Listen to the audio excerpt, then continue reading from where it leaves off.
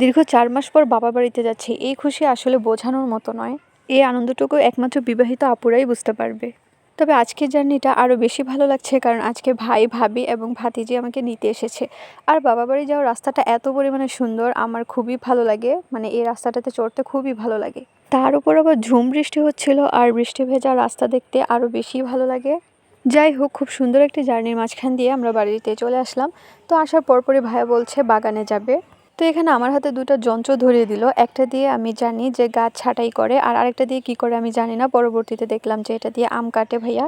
যাই হোক, এখন আমরা বাগানে চলে এসেছি। বাগান থেকে এখন গাছ থেকে আম পারবো। তো এটা হচ্ছে ব্যানানা ম্যাঙ্গো, যেহেতু এটা কলার মতো দেখতে অনেকটা, যার কারণে এটার নাম নাকি ব্যানানা ম্যাঙ্গো দেওয়া হয়েছে। এই আমটার টেস্ট অনেক অনেক অনেক ভালো ছিল। তবে এই যে এটা হচ্ছে আরেকটা আম, এটার নাম হচ্ছে K2R2।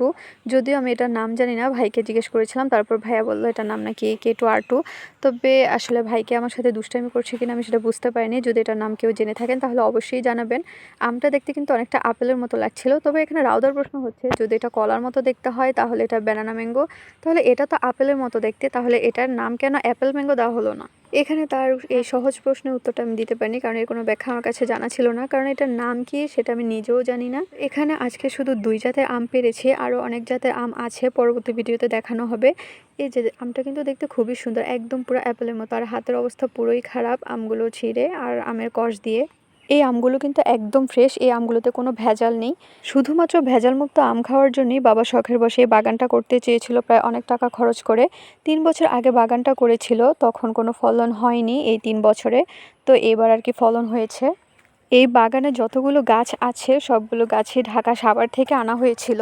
প্রায় 22% জমির উপরে এই বাগানটা করা আছে। এই বাগানে শুধু আম গাছ নয়, এখানে মালটা গাছ, আপেল গাছ আর কমলা গাছও আছে। লিচু, কাঁঠাল আর পেয়ারা গাছ একটু কম আছে, তবে আম গাছ, মালটা গাছ আর কমলা গাছটা বেশি আছে। আম পাড়ার একদম লাস্ট মুহূর্তে রাউদার নাকি প্রচণ্ড গরম লাগছে, সে খুবই বিরক্ত হয়ে গেছে, তাকে বাড়ি পাঠিয়ে দেওয়া হয়েছে। এখানে আমাদেরও আম পাড়া শেষ হয়ে গেছে।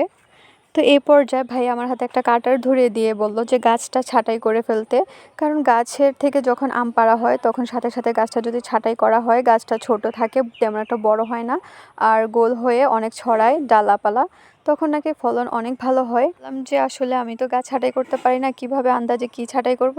ভাইয়া বলছে যে মনে কর ইমনের সাথে তো ঝগড়া হয়েছে, সেই রাগে তুই যেভাবে খুশি সেভাবেই ছাঁটাই করে ফেল, সমস্যা নেই, একরকমভাবে ছাঁটাই করতে পারলেই চলবে।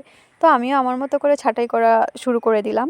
যাই হোক, বাগানে সব কাজ শেষ করে এখন বাসায় চলে যাওয়ার পালা। তো বাসায় গিয়ে আজকে আবার মেহেদি পড়তে হবে, কারণ আজকে আমার ঈদ, আমি বাবার বাড়িতে এসেছি। তো আজকে ভিডিওটা কেমন লাগলো, ভালো লাগলে একটা লাইক কমেন্ট করে দিও।